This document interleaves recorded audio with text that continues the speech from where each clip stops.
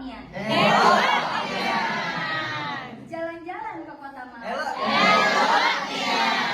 Pulangnya beli buah salak? Proyek kami sudah dirancang, siap dipresentasi dengan kompak.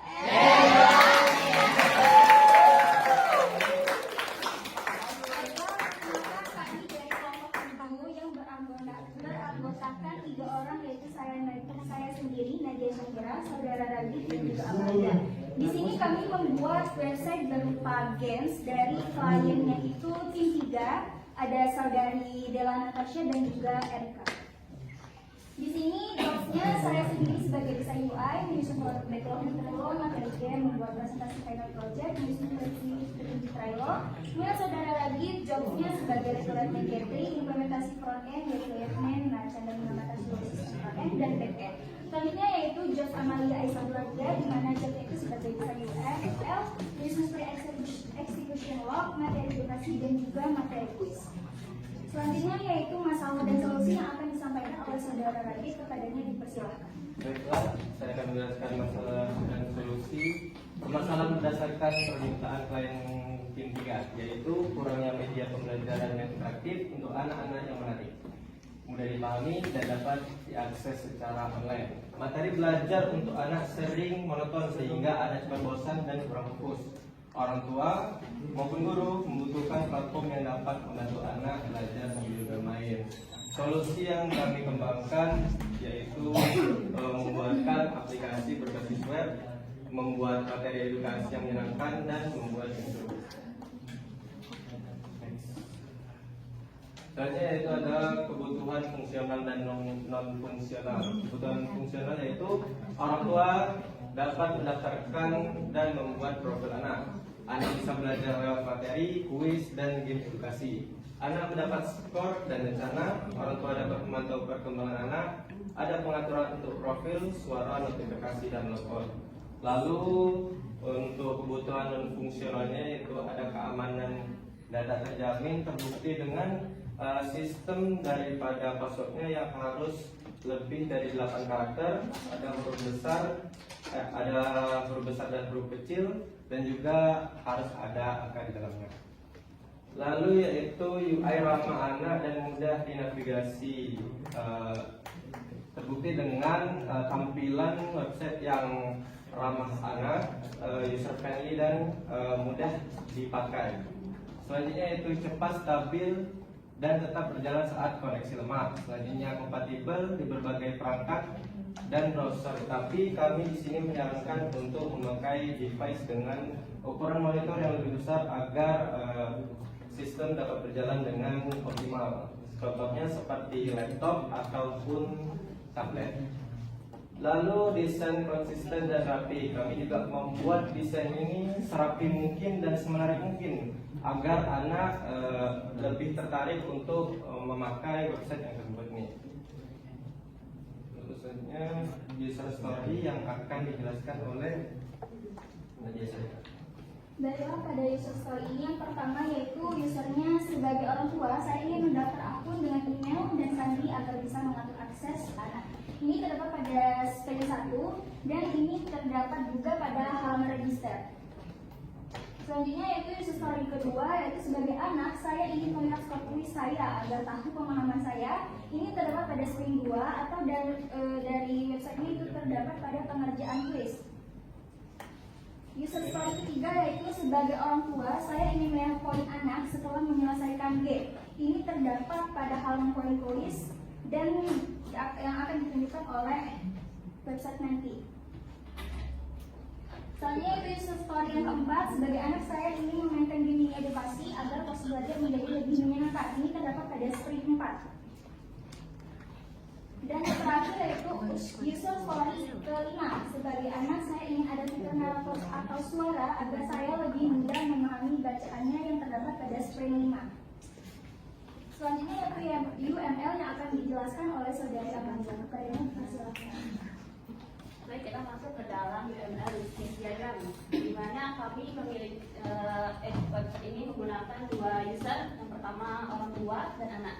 orang tua meregistrasi akun anak menggunakan email orang tua, lalu orang tua itu dapat mengupload profil dan juga dapat melihat progres dari materi dari pelajaran anak tadi. Lanjut ke user anak dapat login menggunakan akun yang telah diregistrasi oleh orang tua tadi atau yang sudah dibuat oleh orang tua. Lalu Anda dapat memilih materi. Terdapat beberapa materi yang telah kami sediakan. Lalu anak melihat materi, selanjutnya akan diarahkan ke fitur mengerjakan kuis. Setelah mengerjakan kuis, anak mendapatkan poin dan terdapat fitur bermain game edukasi tadi dan terakhir melihat skor. Next. Oke, kita masuk ke activity diagram. Oke, setelah membuka website akan menampilkan menu login. Jika user atau pengguna belum mempunyai akun, maka harus meregistrasi atau buat akun terlebih dahulu. Nah, di sini contohnya saat buat akun, email harus menggunakan email orang tua, lalu masukkan kata sandi. Dan di sini terdapat validasi di mana kata sandi itu harus minimal 8 karakter seperti yang dijelaskan pada Raki tadi, harus mengandung huruf besar, huruf kecil dan juga angka. Lalu mengkonfirmasi kata sandi dan juga orang tua tadi dapat membuat akun mengisi data. Tadi juga tadi kan sudah dijelaskan juga jika orang tua user sudah membuat akun maka tidak perlu lagi. Jika user sudah membuat akun maka tidak perlu lagi buat akun. Langsung saja ke login. Sudah punya akun. Masukkan email dan juga kata sandi.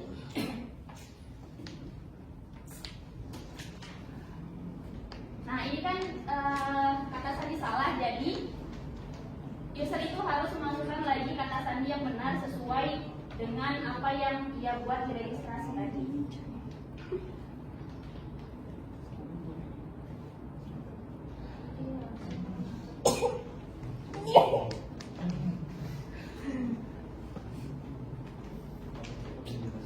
Nah, inilah tampilan dari dashboard utamanya.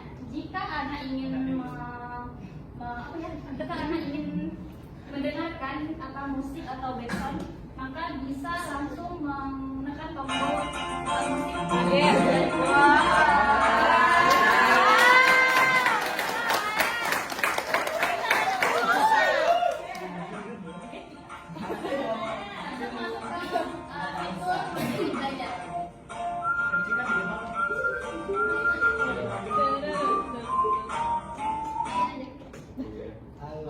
Nah, ini kan ada fitur pengaturan. Kita di sini bisa mengatur volumenya.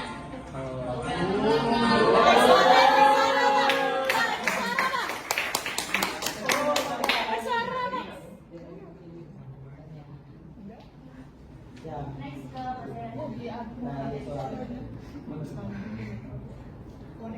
Oke, kita masuk ke dalam fitur materi. Terdapat beberapa materi yang kami sediakan, contohnya yaitu huruf, angka, warna dasar, dan juga hijaiyah. Kita masuk ke contoh huruf. Nah, di sini kami memberikan pilihan level seperti level 1, 2, hingga seterusnya. Jika anak atau user itu baru masuk ke level 1, maka level 2 dan seterusnya itu belum bisa dibuka. Jadi harus menyelesaikan level 1 terlebih dahulu. Oke, masuk ke level 1.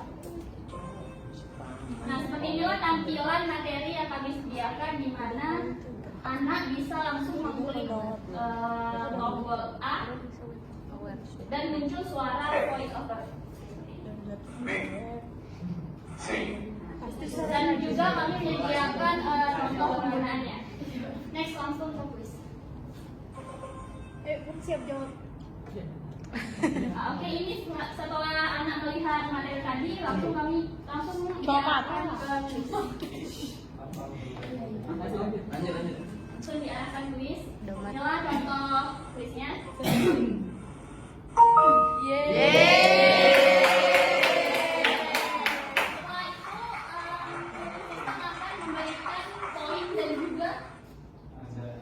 Pencapaian. Nah, di sini kan poinnya 15 sudah nambah dan juga level seterusnya level 2 itu sudah nambah. Lanjut ke fitur game. Nah, ini dari beberapa fitur game yang kami sediakan seperti yang teman-teman semua lihat. Oke, kita langsung masuk ke contoh game tebak. Nah, sama seperti dengan materi tadi, di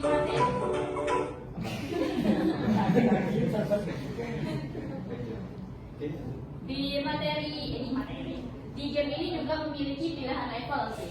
Karena level 1-nya itu belum selesai, maka level 2 dan seterusnya itu belum bisa dibuka.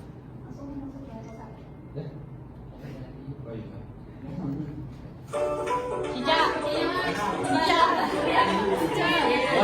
Es krim.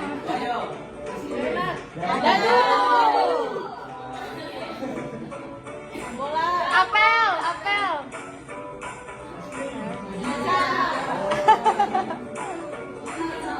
Buaya. Oke, salah mereka. Es krim.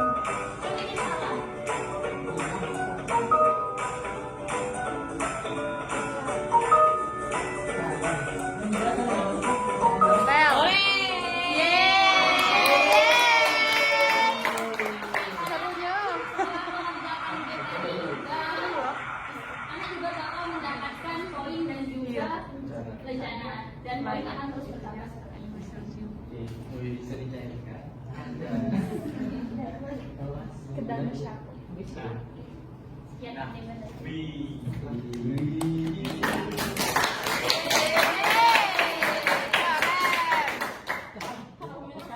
Untuk punya kami.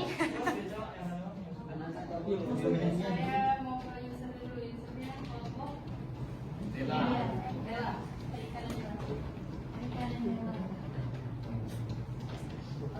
Secara keseluruhan hasilnya seperti apa? Hasilnya sama sih, Miss. Soalnya kan kemarin yang di sebelum ke demo aplikasi, mereka kan sudah sempat direvisi. Nah, sekarang udah pas sama banget seperti Kalau yang tinggal direvisi apa? Bagaimana Dan? Bagian ini enggak sih? Iya, ada bagian yang kemarin. Sebenarnya ini target usernya itu umur berapa? 20 tahun. Udah ditargetin, Miss. Kami serahkan ke mereka. Miss, karena di dalam materi tadi kan ada kuis yang berupa teks tulisan. Nah, otomatis anak di bawah TK pun kan nggak bisa membaca ya Miss ya. Jadi kami targetkan untuk set ini dari 7 tahun sampai 12 tahun. Sekarang saya tanya, udah nggak mencoba apa suruh anak umur 7 sampai 12 tahun mencoba aplikasi ini? 20 tahun yang nyoba, Miss. 17 tahun. Untuk saat ini mungkin belum ya, tapi kedepannya bakal ada tes. Kan masih ada kekurangan di dalam website kami, terutama di bagian game yang masih sedikit, baru 3 yang terbuat dan masih ada beberapa game yang ingin dibuat. Dan saya mungkin untuk proses kedepannya kalau ingin dikembangkan lagi, kami bakal merekrut anak untuk mencoba. Ada siapa yang akan direkrut? Oke, secara spesifik user, permintaan user itu udah sesuai. Sesuai ini ya, apa yang dibuat. Oke, nah sekarang masuk ke pertanyaannya. Kalian kan sebagai analis sistemnya ya, bagaimana kalian memastikan bahwa ini kan user kalian itu sepenuhnya bukan di kelompok Dela, ya nggak? Artinya kan sebenarnya yang akan menggunakan aplikasi ini tuh online, ada target usernya tersendiri lagi. Nah, gimana nanti ketika target user aslinya ini mengatakan bahwa aplikasi ini sebenarnya susah, gitu loh. Artinya tuh tidak sesuai dengan klaim teman-teman tadi dari kelompok 7. Kan tadi bilang bahwa mudah untuk digunakan, kan? Nah, pertimbangan kalian itu sebaiknya seperti apa sebagai analis sistem? Artinya seperti apa? Mungkin kalau misalnya tes kepada anak, kita akan tes dari 7 tahun sampai ke 12 tahun. apabila presentasi sulit dipakainya itu lebih tinggi daripada mudah dipakai, mungkin kami akan melakukan perubahan pada materinya dan juga gitu-gitunya. Tapi user kamu udah setuju dengan hasilnya? Karena kan yang memakai kan tidak hanya user, tapi anak-anak juga memakai. Sekarang saya tanya, sebenarnya yang paling penting itu kebutuhan user atau kebutuhan sistem menurut kalian? Kebutuhan user. Alasannya? Karena user Mereka yang minta. Coba kasih jawaban yang lebih ininya apa alasannya, logiknya apa? mungkin gini, kalau misalnya ada perubahan, mungkin kami akan konfirmasi dulu kepada user untuk melakukan perubahan yang terjadi di dalam materi atau fungsinya.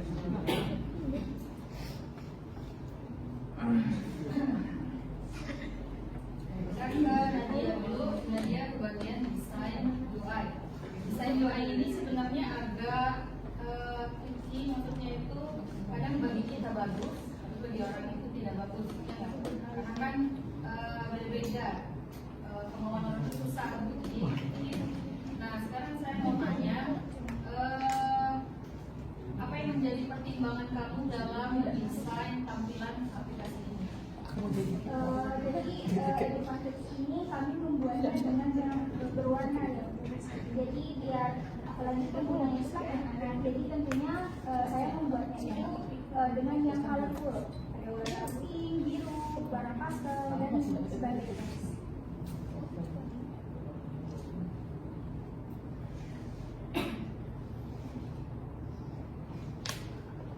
Produk backlog. Nadia kerjain sprint berapa di produk backlog?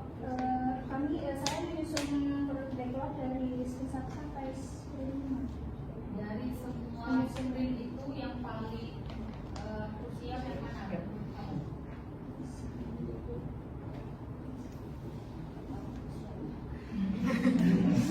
Intinya ya bisa.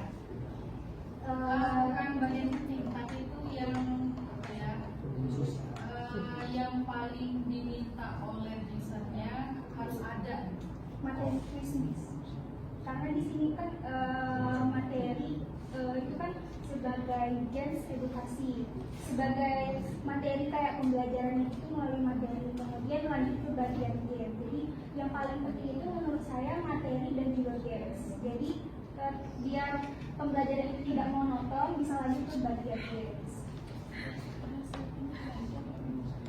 Next, Amelia, design UML.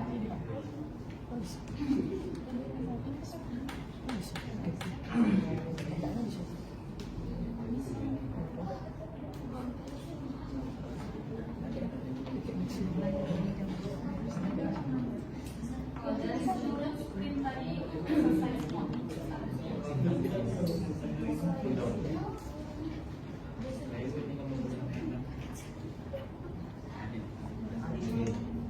Oke, coba Amelia jelaskan. Di sini saya baca bahwa kalian menerapkan monolitik. Sebenarnya tuh di awal kami buat tuh monolitik karena kan sistemnya awalnya tuh monolitik karena kami ingin mengembangkan lagi ke depannya, jadi kami menggunakan NPR. Mana buktian dari perubahan itu? Tadinya monolitik, KSD itu seperti apa?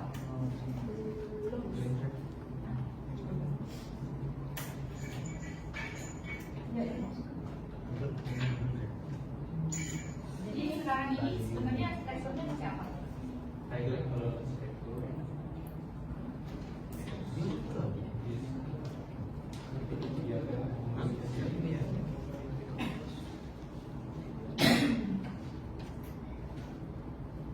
Kami bangunnya itu menggunakan pendekatan integritas aja. Cuman sistemnya waktu implementasi memang masih apa ya, masih MVP gitu loh, fitur-fitur utamanya aja. Coba deh kamu jelasin maksudnya MVP sama monolitik itu bedanya apa sih? Kalau MVP itu kan versi awal dari sebuah produk yang paling penting aja, yang fitur paling terpenting. Kalau monolitik itu berarti satu ya. Gitu. Kalau FB itu kan sistemnya tuh berlapis-lapis gitu.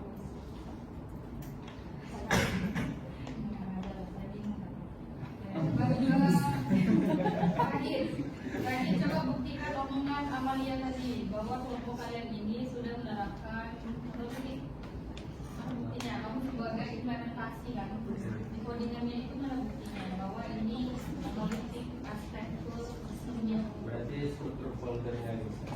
Nggak tahu saya. Coba deh menurut kamu yang mana?